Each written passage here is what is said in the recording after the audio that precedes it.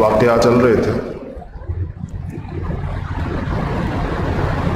درمیان میں تعطل آ جانے کی وجہ سے بعض اوقات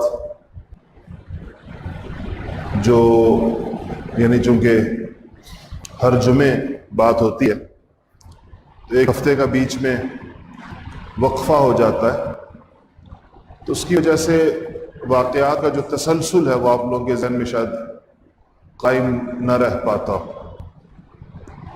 اس لیے اس کا 1-2 منٹ میں ایک خلاصہ عرض کر دوں آپ کو کہ میں نے آپ سے عرض کیا تھا کہ اس واقعے کو، اس پورے غزوہ کو جسے قرآن عظیم نے یوم الفرقان قرار دیا ہے، اس کو سمجھنے کے لیے 3 منظرنامے سامنے رہنے چاہیے۔ ایک مسلمانوں کا مدینہ منورہ سے نکلنا اور نبی کریم صلی اللہ علیہ وسلم کے ساتھ انصار مہاجرین کا ابو سفیان کے تجارتی قافلے کی طلب میں نکلنا، دوسرا ابو سفیان کا شام سے اپنا تجارتی قافلہ لے کر مکہ کی طرف آنا اور رستے میں مدینہ کے قریب سے گزرنا، اور تیسرا نبی کریم صلی اللہ علیہ وسلم کے ابو سفیان کے قافلے کے پیچھے نکلنے کی خبر سن کر قریش مکہ کا مکہ مکرمہ سے ابو جہل کی قیادت میں جنگی لشکر لے کے نکلنا۔ یہ 3 الگ الگ جگہوں پر 3 کام ہو رہے ہیں۔ نبی کریم صلی اللہ علیہ وسلم نے مدینہ منورہ سے نکل کر ایک پڑاؤ، ایک جگہ ہے، آپ سے بہت سے لوگ شاید وہاں پر گئے ہوں، اس کو روحا کہتے ہیں۔ روحا مشہور کنواں ہے، حدیث میں آتا ہے کہ 70 سے زیادہ نبیوں نے اس کنویں سے پانی پیا، اور بڑا اس کا جو پانی ہے یہ بہت سی بیماریوں کی شفا ہے۔ خصوصاً کہا جاتا ہے کہ پیٹ کے امراض، جتنے پیٹ کے امراض ہیں، گردے کے ہوں، پیٹ میں جتنے اعضاء ہیں، اس کے لیے کہا جاتا ہے کہ اس پانی میں جو بیر روحا کا پانی ہے اس کے اندر بڑی شفا ہے۔ لوگ جاتے ہیں، جو لوگ مدینہ شریف جاتے ہیں تو وہاں سے گاڑیاں کر کے چلے جاتے ہیں، وہاں سے پانی بھر کے لے آتے ہیں عام طور پر۔ ادھر سے جب آپ روحا میں ٹھہرے، یہ جو پڑا تھا رستے میں صغار صحابہ کو واپس کیا، چھوٹے صحابہ کو، چھوٹی عمر والے، اس کے بعد اگلا پڑاؤ جو آپ نے ڈالا تھا وہ مقام صفرا میں ڈالا تھا۔ صفرا، یہاں جب آپ پہنچے صفرا میں نبی کریم صلی اللہ علیہ وسلم، تو وہ جو 2 صحابہ جن کو آپ نے مختلف خبریں لینے کے لیے بھیجا تھا، آپ کہہ سکتے ہیں کہ وہ جو زمانے کی ایک انٹیلیجنس ایجنسی تھی یا ایک 2 افراد کی ٹیم تھی جو خبریں لا رہی تھی، مختلف طرف آپ بھیجتے تھے، انہوں نے آ کر آپ کو بتایا کہ ابو جہل 1300 لوگوں کی کہ لشکر جرار کے ساتھ بھرپور تیاری کے ساتھ مکہ مکرمہ سے نکل گیا ہے۔ اب یہ خبر جب نبی کریم صلی اللہ علیہ وسلم کو پہنچی تو سچویشن مکمل طور پہ تبدیل ہو گئی۔ یہ 313 صحابہ تو نکلے تھے ابو سفیان کے تجارتی قافلے پر حملہ کرنے کے، اور اس تجارتی قافلے کے اندر کوئی جنگی ساز و سامان تو تھا نہیں، اور تھوڑے سے محافظین ساتھ ہوتے ہیں، اسی نوعیت کی گویا کہ تیاری تھی۔ اب اس مختصر سی جماعت کو، صحابہ کرام کی، ان کے سامنے 2 شکلیں، یا تو یہ واپس مدینہ چلے جائیں، اس ارادے کو موقوف کر دیں، لیکن اس بات کی بھی کوئی ضمانت نہیں ہے کہ ان کے مدینہ منورہ جانے کی خبر سے ابو سفیان بھی واپس، ابو جہل بھی واپس پلٹ جائے گا۔ ممکن ہے کہ وہ سوچے کہ جب یہ لوگ مدینہ گئے ہیں واپس، تو اب ہم مدینہ پر جا کر حملہ کریں اسی لشکر کے ساتھ۔ تو آپ صلی اللہ علیہ وسلم نے یہاں پر ظاہر بات ہے انبیاء علیہ الصلوۃ والسلام کو اللہ تعالیٰ کی طرف سے رہنمائی کا ایک بہت بڑا ایک چیز ہوتی ہے جو کہ پاس اللہ تعالیٰ کی طرف سے. تو آپ کی ایسے موقع پر عادت تھی مشورہ کرنے کی. جبرائیل امین وحی لے کر آئے اور انہوں نے کہا کہ اگر آپ چلتے رہیں گے تو ان دو میں سے کوئی ایک احد الطائفتین، ان دو میں سے کوئی ایک جو ہے وہ آپ کو اس پر آپ فتح یاب ہو جائیں گے. یعنی اگر آپ کا واسطہ ابو جہل ابو سفیان کے لشکر سے، ابو سفیان کے تجارتی قافلے سے پڑا تو بھی فتح ہوگی، اور اگر آپ کو دوسرے سے واسطہ پڑا تو بھی آپ کی فتح ہوگی. آپ نے صحابہ سے مشورہ کیا، آپ نے کہا کہ اب صورتحال بدل گئی. پہلے تو صرف ایک جس کو کہہ سکتے ہیں چھاپا مار کارروائی تھی، اب تو جنگ آ گئی، اور جنگ بھی بڑی سخت آ گئی. 300 اور 1300 کا آپس میں کوئی موازنہ نہیں ہے، 1 اور 4 سے زیادہ کی نسبت پڑتی ہے. اور آپ جس کے ساتھ چاہیں جنگ کریں، آپ جس کے ساتھ چاہیں صلح اور امن کریں، یا رسول اللہ ہم ہر حال میں آپ کے ساتھ، ہمارے اموال میں سے، ہمارے مالوں میں سے آپ جس قدر لینا چاہیں، ہمارے سارے مال آپ کی خدمت کے اندر حاضر ہیں. اور یا رسول اللہ ہمارے مال میں سے جو آپ لے لیں گے جنگ کے لیے وہ ہمیں زیادہ محبوب ہوگا، زیادہ اچھا لگے گا بنسبت اس مال کے جو آپ چھوڑ دیں گے اور جس کو آپ نہیں لیں گے. اور پھر کہا کہ یا رسول اللہ اگر آپ ہمیں ایک جگہ کا نام لیا جو بہت دور تھی وہاں سے، کہا کہ اگر آپ ہمیں وہاں تک چلنے کا حکم دیں گے، لے کر جائیں گے تو ہم خدا کی قسم ضرور آپ کے ساتھ جائیں گے. اور پھر کہا کہ قسم ہے اس ذات کی یا رسول اللہ جس نے حق دے کر آپ کو دنیا کے اندر بھیجا ہے، اگر آپ ہمیں کہیں گے کہ سمندر میں کود پڑو تو خدا کی قسم ہم سمندر کے اندر کود پڑیں گے. اور پھر کہا کہ اور ہمیں سے کوئی ایک شخص بھی اسے پیچھے نہیں رہے گا.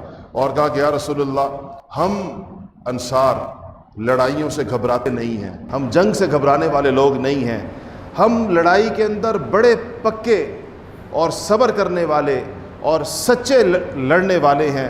کہا کہ ہمیں اللہ تعالیٰ سے یہ امید ہے کہ جب آپ ہمیں میدان جنگ میں جھونکیں گے تو ہماری بہادری کے وہ جوہر دیکھیں گے کہ جس سے یا رسول اللہ آپ کی آنکھیں ٹھنڈی ہو جائیں گی. تو اور آپ اللہ کا نام لے کر چلیے. ظاہر بات ہے یہ ایسی تقریر تھی کہ اس سے زیادہ اور کیا اظہار کیا جاتا، وفاداری کا، اطاعت شعاری کا، حضور پہ جان و مال نچھاور کرنے کا، اور اپنی اس بیعت کے اوپر پختہ ہونے کا جو انہوں نے مکہ مکرمہ کے اندر کی تھی مینا کے میدان میں حج کے موقع پر، بیعت عقبہ اولیٰ یا ثانیہ دونوں.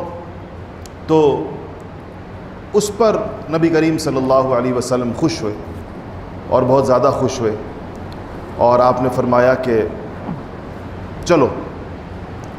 اور اللہ جل شانہ نے مجھ سے یہ فرمایا ہے کہ ابو سفیان کی جماعت کے قافلے یا ابو جہل کے لشکر میں سے کسی ایک پر اللہ جل شانہ آپ کو ضرور فتح عطا فرمائے گا.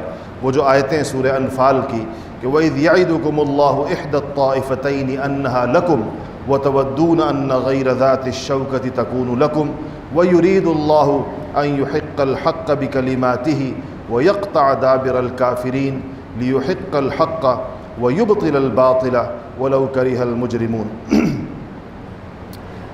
تو یہاں سے صحابہ کرام اب گویا کہ اس بات کے لیے تیار ہو گئے کہ اب ہمارا مقابلہ ہے ابو سفیان کے لشکر کے ساتھ. کیا مسئلہ ہے؟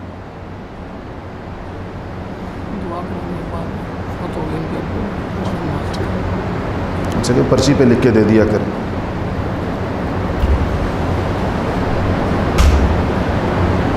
ٹھیک پرچی آئی ہوئی ہے. ٹھیک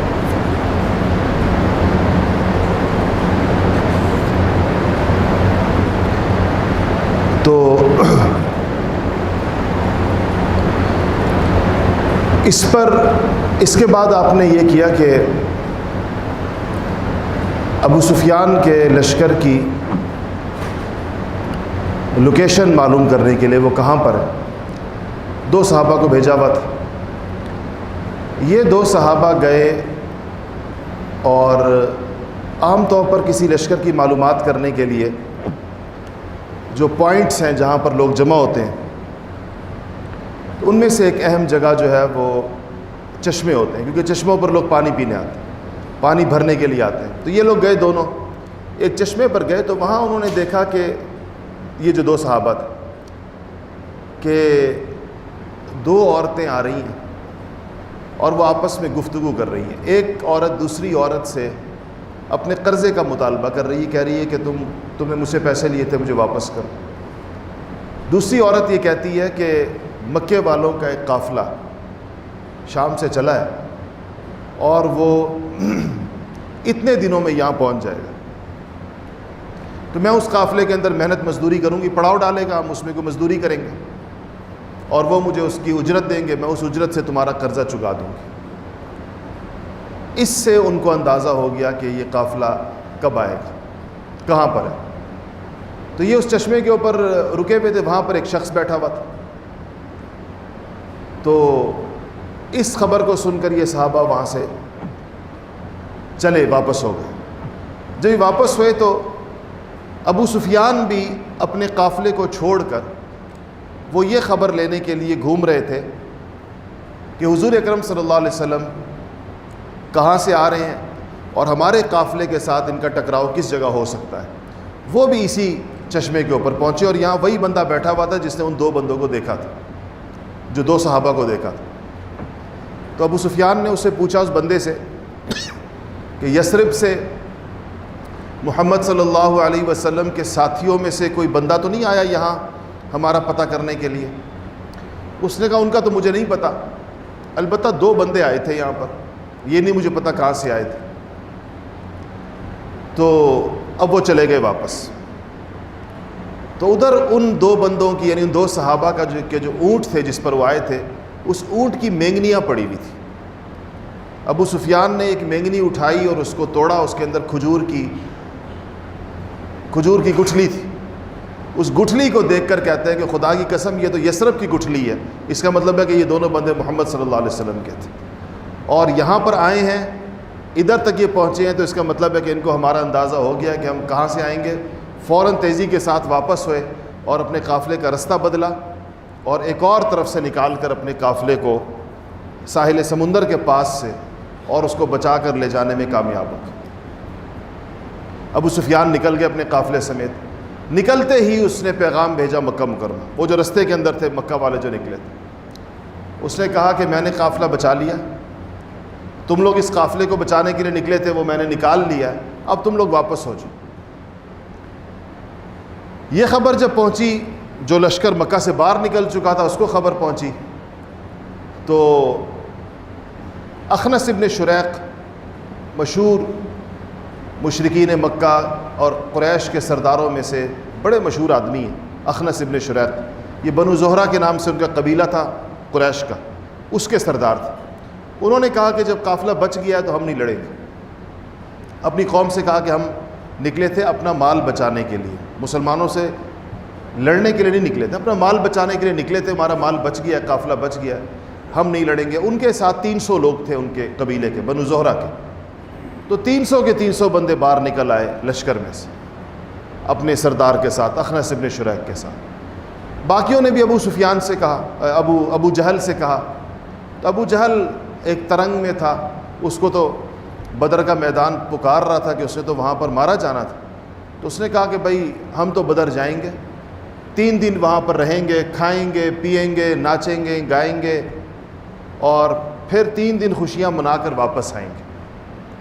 تو اخنس نے کہا کہ ہم اس میں نہیں ہیں، اس پروگرام میں آپ کے ساتھ شریک نہیں ہیں۔ جو مقصد تھا مکہ سے نکلنے کا وہ پورا ہو گیا۔ وہ اپنے 300 بندے لیے اپنے قبیلے کے اور وہ واپس مکہ چلا گیا۔ اب ابو سفیان کے ساتھ جو لوگ رہ گئے ان کی تعداد 1000 تھی۔ اس لیے آپ تاریخ میں سنتے ہیں کہ 1000 کا مقابلہ ہوا 313 کے ساتھ، نکلے 1300 تھے۔ اچھا اب کیا ہوا؟ یہ قافلہ جب جحفہ ایک جگہ ہے مکہ سے باہر، یہ قافلہ جب وہاں پہنچا تو یہ لشکر ابو جہل کا تو جہیم نامی ایک شخص نے خواب دیکھا وہاں، اور اس نے خواب یہ دیکھا کہ ایک شخص ایک گھوڑے کے اوپر سوار ہے اور اس کے ساتھ ایک اونٹ بھی ہے۔ وہ ہمارے اس جہاں پر ہم نے جحفہ میں پڑاؤ ڈالا ہوا ہے، جہاں رات کو اس نے خواب دیکھا ہوگا، وہ یہاں پر آیا ہے وہ شخص، اور آ کر اس نے ایک اعلان کیا کھڑے ہو کر۔ اس نے کہا کہ قتل ہوا ابو جہل، قتل ہوا عتبہ بن ربیعہ، قتل ہوا شیبہ بن ربیعہ، قتل ہوا ولید ابن عتبہ، قتل ہوا امیہ ابن خلف۔ سرداروں کے نام لے لے کر کہہ رہا ہے، فلانا قتل ہوا، فلانا قتل ہوا، فلانا قتل ہوا، سارے لوگ اس کو دیکھ رہے۔ اس کے بعد اس نے اپنے اونٹ کے کوہان کے اندر ایک برچھا مارا، اس سے جو اونٹ جو ہے وہ بلبلا کے دوڑا، لہو لہان ہو گیا، اور اس کے خون کے چھینٹے ہمارے اس لشکر کے ہر خیمے کے اوپر جا کر گرے۔ یہ اس نے خواب دیکھا۔ صبح اس کے اٹھ رہا، اپنے خواب بیان کیا، اس نے کہا میں نے رات یہ خواب دیکھا۔ اب ظاہر بات ہے خواب بڑا واضح ہے، وہ آتکا کے خواب سے بھی زیادہ واضح خواب تھا۔ تو یہ خبر ابو جہل کو پہنچی کہ کسی نے جہیم کے بارے میں کسی نے بتایا، تو اس پر ابو جہل بڑا غصے ہوا۔ اس نے کہا، دیکھنے والے نے شاید یہ کہا، یہ لوگوں نے کہا کہ خواب سچا نہ ہو کہ تو ابو جہل نے کہا کہ یہ کوئی دوسرا نبی پیدا ہوا ہے۔ اس کا مطلب یہ تھا کہ سچے خواب تو نبیوں کے ہوتے ہیں، تو یہ ایک اور بندہ پیدا ہوا ہے جو ہمیں یہ خواب سنا رہا ہے، ہمیں ڈرا رہا ہے۔ اس نے کہا کہ یہ خواب بھی تم لوگ یاد رکھو، اور میدان جنگ کے اندر دیکھنا کیا فیصلہ ہوتا ہے، کون مارا جاتا ہے اور کون مارتا ہے، یہ میدان جنگ کے اندر اس کا فیصلہ ہو۔ یہ نکل پڑے۔ اچھا، اس کے بعد نبی کریم صلی اللہ علیہ وسلم آگے چلے، یعنی مدینہ سے سمجھے مکہ کی جانب، اور یہ لوگ مکہ سے مدینہ کی جانب جا رہے ہیں۔ بدر کا میدان جو مکہ اور مدینہ کے درمیان ہے، ایسے بالکل وسط میں تو نہیں ہے لیکن رستے کے اندر آتا ہے۔ پرانا جو رستہ تھا مکہ سے مدینہ منورہ جانے کا، یہ آج کل کے رستے سے پہلے والا، اس میں جب لوگ مکہ سے مدینہ جاتے تھے، پرانی روڈ جو ہے تو یہ بدر رستے کے اندر آتا تھا۔ اب نہیں آتا لیکن کچھ لوگ اب بھی اس رستے سے جاتے ہیں۔ تو وہاں جب پہنچے تو مشرکین مکہ پہلے سے پہنچ چکے تھے بدر کے میدان۔ وہ پہنچ گئے، اور پہلے پہنچنے والے کو، اب یعنی یہ لڑائی گویا کہ بدر کے میدان میں ہونی تھی، پہلے پہنچنے والے کو یہ سہولت حاصل ہوتی ہے کہ وہ اسٹریٹجیکلی جو جگہیں اچھی ہوتی ہیں اور امپورٹنٹ ہوتی ہیں تو وہ اس کو قابو کر لیتا ہے، پہلے پکڑ لیتا ہے۔ تو یہ لوگ پہنچے تو انہوں نے لڑنے کے لیے، ظاہر بات ہے کہ ایسی زمین بہتر ہوتی جو ریتلی نہ ہو، وہ زمین مشرکین مکہ نے لے لی۔ پھر اونچائی والی جگہ بہتر ہوتی ہے، اونچائی والی جگہ لے لی۔ پھر پانی والی جگہ بہتر ہوتی ہے، پانی کے چشمے پر بھی قبضہ کر لیا۔ یعنی ساری لڑائی کے اندر جو موافق اور سازگار چیزیں ہو سکتی ہیں وہ ساری کی ساری مشرکین مکہ کے ہاتھ میں چلی۔ اللہ تعالیٰ کا نظام دیکھیں اور اللہ تعالیٰ کا امتحان دیکھیں، اس سے آپ اندازہ لگائیں کہ اللہ تعالیٰ مخلصین کو اور مؤمنین کو کس طرح آزماتے ہیں، سارے اسباب ختم فرما دیتے ہیں۔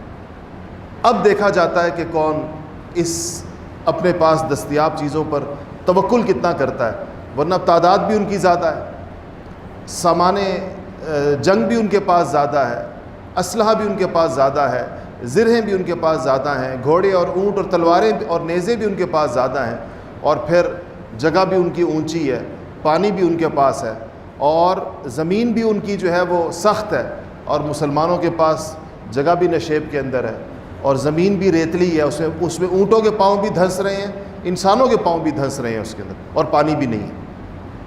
اب آپ سوچیں کہ اس حالت کے اندر جنگا، اور تعداد بھی کم ہے، اور تلواریں بھی نہیں ہیں، اور تیر بھی نہیں ہیں، اور اونٹ بھی نہیں ہیں، اور گھوڑے بھی نہیں ہیں۔ یہ دو قافلے آمنے سامنے ہیں۔ یہاں سوچیں اللہ تعالیٰ کیا چاہتے ہیں۔ ایک طرف اللہ کے حبیب ہیں اور کائنات کے عظیم ترین انسان ہیں، اور ان کے ساتھ ان کی بہترین جماعت ہے، اعلیٰ ترین لوگ ہیں۔ دوسری طرف اللہ تعالیٰ کے بدترین دشمن ہیں، نبی کے دشمن ہیں، نبی کو تکلیفیں پہنچانے والے لوگ ہیں۔ وہ لوگ ہیں جو جن کی وجہ سے نبی کریم صلی اللہ علیہ وسلم نے مکہ سے ہجرت فرمائی ہے، لیکن اللہ تعالیٰ یہ دکھاتے ہیں کہ سارے اسباب ایک طرف جمع کر دو، سارے اسباب جتنے بھی ممکن ہیں، اور نصرت الہی اگر دوسری طرف آ گئی تو یہ سارے کے سارے اسباب جو ہیں فیل ہو جائیں گے۔ آج مسلمان اسی طرح اسباب کے اوپر یقین رکھتے ہیں جس طرح کافر یقین رکھتا ہے، اور جب اسباب کے اندر کمی ہوتی ہے تو مسلمان کا دل بھی ڈوب جاتا ہے، وہ سوچتا ہے کہ بغیر اسباب کے کیا ہے۔ یہاں پر آپ سوچیں، اس صورتحال میں آپ دیکھیں صحابہ کو تقویت دینے والی چیز صرف ان کا ایمانی جذبہ اور رسول اللہ صلی اللہ علیہ وسلم کی معیت، اللہ جل شانہ کے وعدے اور اسلام کی قوت تھی ان کے ساتھ، باقی کیا تھا ان کے پاس؟ لیکن یہ جذبہ اتنا مضبوط تھا کہ اس کے مقابلے میں باقی ساری چیزیں اس سے وہ خوفزدہ نہیں ہوئے کسی قسم کی۔ تو یہ لوگ یہاں پر پہنچے، تو جب وہاں پہنچے تو اللہ جل شانہ نے کہا ہے کہ جب تم پہنچے تو صورتحال یہ تھی۔ قرآن کی آیت کیا ہے آگے اسی سے متعلق؟ وَيُنَزِّلُ عَلَيْكُم مِّنَ السَّمَاءِ مَاءً، ہم نے آسمان سے پانی برسا دی۔ اللہ فرماتا آسمان سے جب پانی برسا تو دو چیزیں تبدیل ہو گئیں۔ ایک یہ تبدیل ہو گئی کہ وہ جو ریتلی زمین تھی جسے پاؤں دھنس رہے تھے وہ سخت ہو گئی، اور دوسری چیز یہ ہوئی کہ جو پانی نہیں تھا یہاں پر پانی آ گیا۔ جلدی جلدی مسلمانوں نے حوض بنائے، تالاب بنائے بارش کے پانی کو محفوظ رکھنے کے لیے۔ وہ جگہ تو ویسے بھی نشیب میں تھی تو پانی سارا نشیب کی طرف ہی آتا ہے، اس کو مسلمانوں نے محفوظ کر لیا، تالاب بنا لیا اس کو۔ اور جو تالاب بنائے، نبی کریم صلی اللہ علیہ وسلم تو مجسمہ شفقت و رحمت، رحمت للعالمین، آپ نے فرمایا کہ ہمارے تالاب سے کافروں کو بھی پانی پینے کی اجازت ہے۔ ہمارے جنگ کے مقابلے میں جو لوگ ہیں یہ یہاں سے خود بھی پانی پی سکتے ہیں، اپنے جانوروں کو بھی پلا سکتے ہیں، لے کر بھی جا سکتے ہیں۔ تو اب یہ سچویشن اللہ پاک نے راتوں رات تبدیل کر دی، یہ والی کم سے کم یہ دو چیزیں مسلمانوں کے حق کے اندر ہو گئی یا برابر ہو گئی، جس طرح ان کے پاس تھی ایسی مسلمانوں کے پاس بھی ہو۔ ایک بارش برسنے سے جو اللہ کے اختیار کی چیز ہے، جب چاہیں اللہ تعالیٰ برسائیں۔ ادھر سے ایسے ہوا کہ ان کے کچھ غلام پانی بھرنے کے لیے آئے،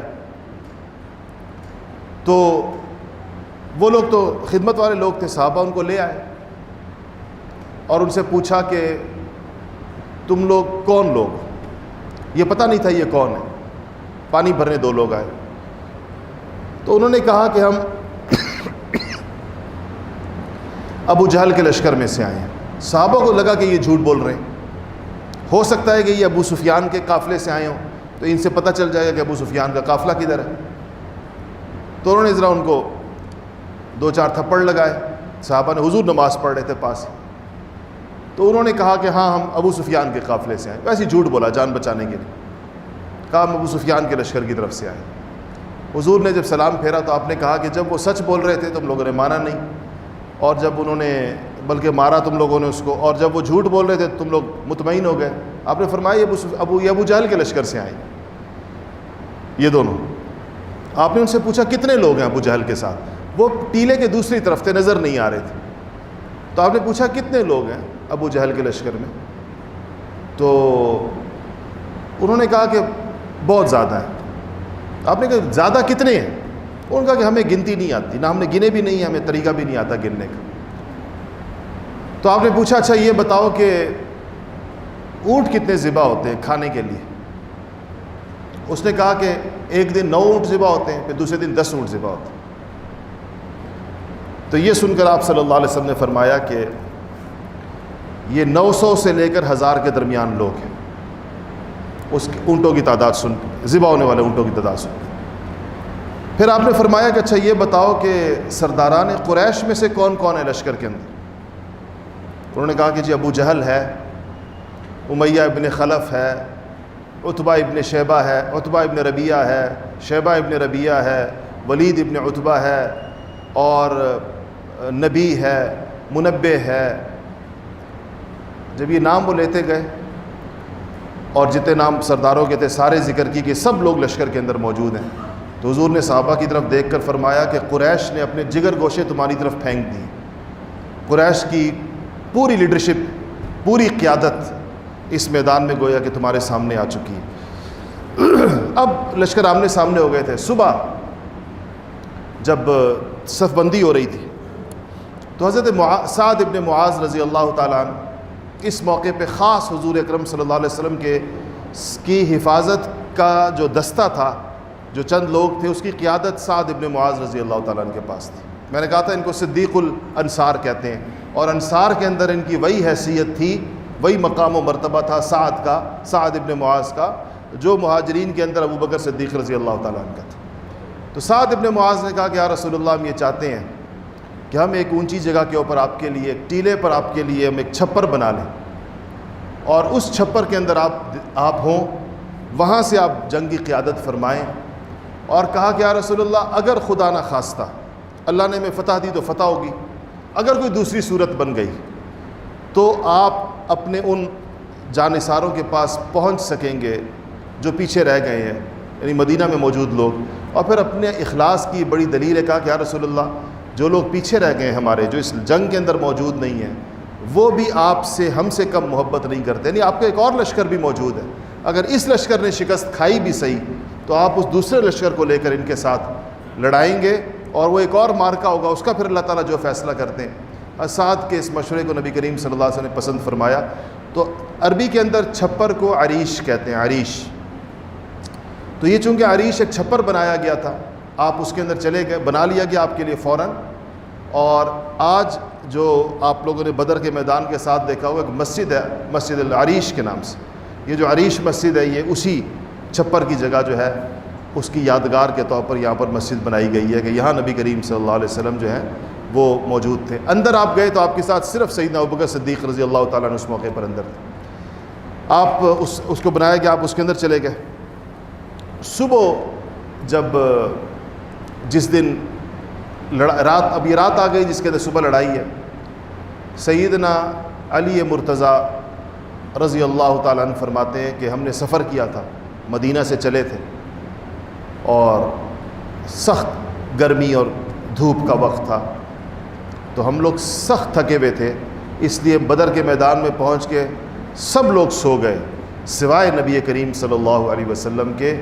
ساری رات آپ نے اللہ تعالیٰ کے سامنے گریہ وزاری کے اندر گزاری, اور آپ دعائیں کرتے رہے کہ یا اللہ صبح یہ جماعت ٹکرائے گی, اور ایک چھوٹی سی جماعت محدود سامان کے ساتھ بغیر کسی جنگی تیاری کے اس لشکر جرار کے ساتھ ٹکرائے گی. اور پھر آپ نے وہ اپنی مشہور دعائیں جو بدر کے میدان کے اندر نبی کریم صلی اللہ علیہ وسلم کی طرف سے آتی ہیں تو وہ آپ نے کی.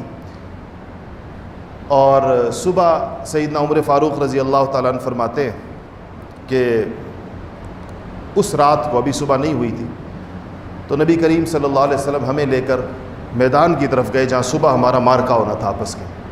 اور یہ وہ موقع تھا, کہتے ہیں کہ جب آپ صلی اللہ علیہ وسلم نے فرمایا کہ ہذا مصرع فلان, ہذا مصرع فلان, ہذا مصرع فلان, یہاں فلانا قتل ہوگا, یہاں فلانا قتل ہوگا, یہاں فلانا قتل ہوگا, یہاں فلانا قتل ہوگا.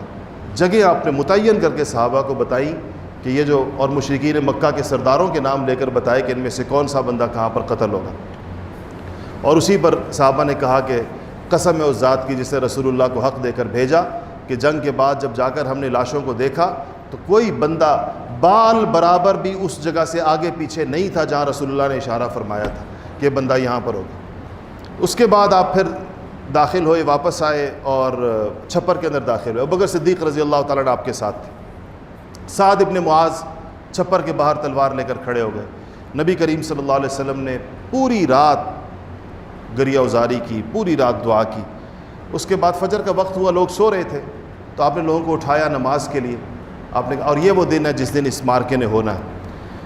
اور اب آپ نے نماز پڑھائی لوگوں کو. نماز پڑھانے کے بعد آپ نے صف بندی, خود صفیں قائم فرمائی. یہ رمضان المبارک کی 17 تاریخ تھی اور جمعہ کا دن تھی. جمعہ کا دن ہے اور رمضان المبارک کی 17 تاریخ ہے. ہجرت کا دوسرا سال, رمضان کا مہینہ ہے. تو یہاں جب آپ نے صف بندی قائم کی تو یہاں پر اللہ جل شان آپ نے پھر دعا کی. آپ جب کوئی نیا چیز آپ پھر دست دعا بلند کرتے ہیں, اللہ تعالیٰ سے کہا کہ یا اللہ یہ قریش کا گروہ ہے, یہ اپنے تکبر کے ساتھ اور غرور کے ساتھ یا اللہ تیرا اور تیرے نبی کا مقابلہ کرنے کے لیے اس میدان کے اندر آئے. اور کہا کہ یا اللہ اب تو اپنی وہ نصرت بھیج جس کا تو نے مجھ سے وعدہ فرمایا. وَإِذْ يَعِدُكُمُ اللَّهُ يَعِدُكُمُ اللَّهُ, اللہ کا آپ سے وعدہ ہے. قرآن کے جو الفاظ ہیں احدى الطائفتین, تو کہا کہ اللہ آپ کا جو وعدہ ہے کہ ایک ایک لشکروں میں سے ان دونوں میں سے ایک چیز پر فتح دیں گے، اس اپنے وعدے کو آج میرے ساتھ پورا فرمائیے۔